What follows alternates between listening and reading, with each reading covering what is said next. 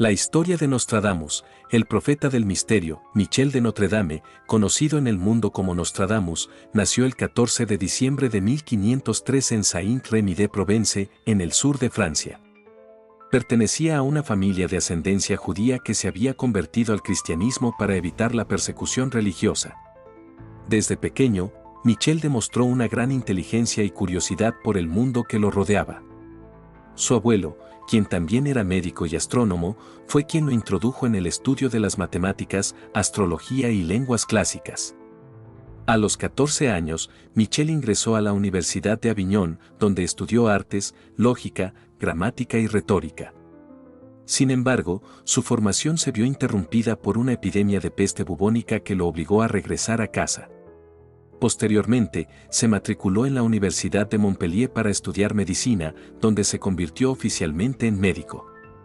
Fue aquí donde comenzó a ganar fama por sus tratamientos durante las epidemias de peste, que en esa época diezmaban poblaciones enteras. Nostradamus no usaba los métodos tradicionales del momento, como las sangrías, sino que empleaba prácticas más modernas para su época, como la higiene, aire fresco y preparados naturales. Su éxito lo llevó a ser reconocido como un médico muy eficiente. En 1534, su vida dio un giro trágico. Su esposa e hijos murieron, probablemente por la peste, mientras él se encontraba en una misión médica en otra ciudad. A pesar de todos sus conocimientos, no pudo salvarlos, lo que le causó un profundo dolor. Después de esta pérdida, comenzó a viajar por toda Europa, donde conoció a sabios, alquimistas, astrólogos y cabalistas. Estos viajes alimentaron aún más su conocimiento y su visión del mundo. En 1547, Nostradamus se estableció en Salon de Provence, se volvió a casar y comenzó a dedicarse a la astrología y a escribir. Fue entonces cuando empezó a publicar sus famosos escritos proféticos.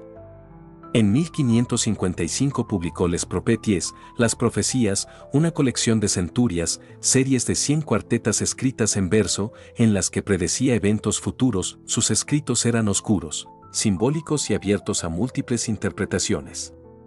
Usaba una mezcla de francés, latín, griego y provenzal, además de juegos de palabras y anagramas, lo que hacía que sus profecías fueran enigmáticas y difíciles de descifrar.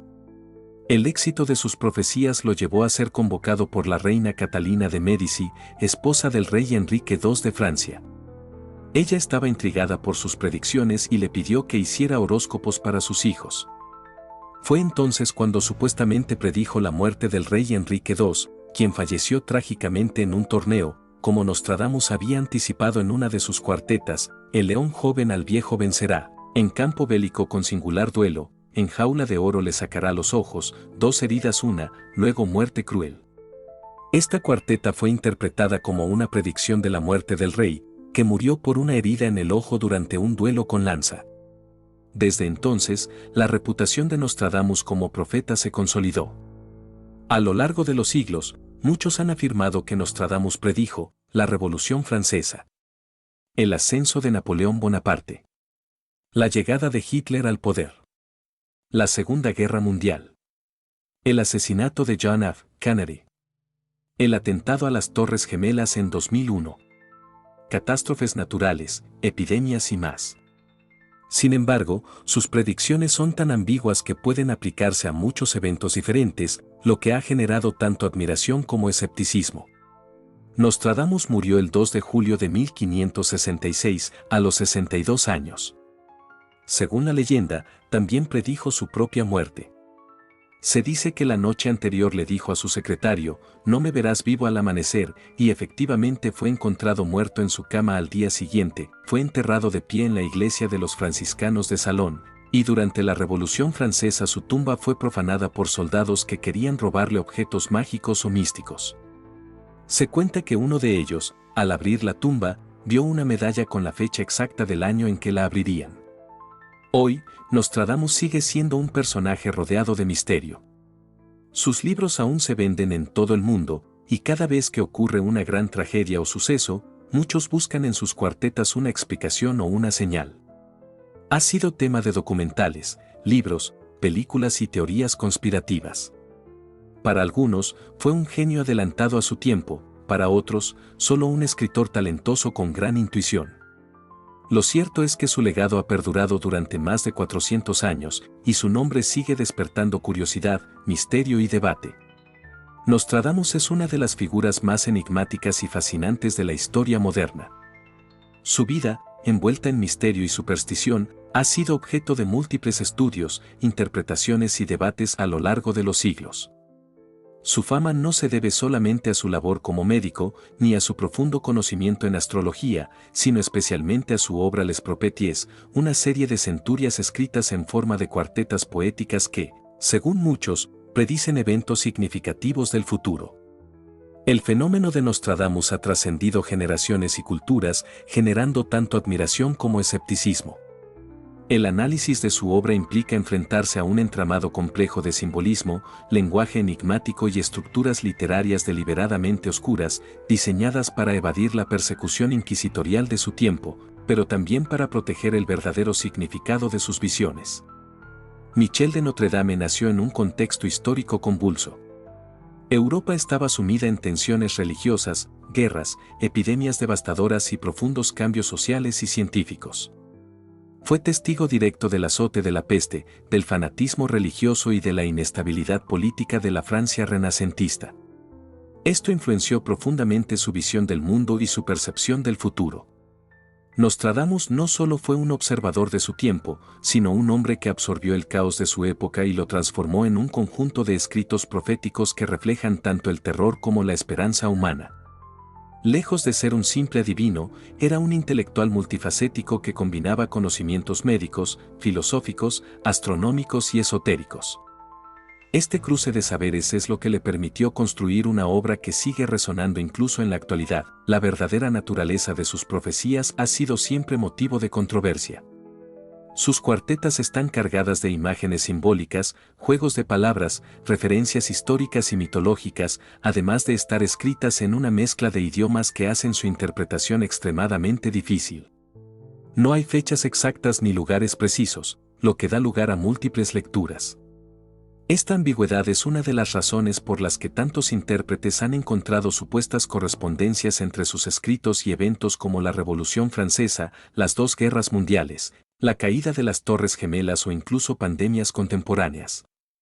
Pero es también esta ambigüedad la que permite a sus detractores afirmar que sus profecías no son más que vaguedades poéticas que pueden ajustarse a cualquier hecho una vez sucedido.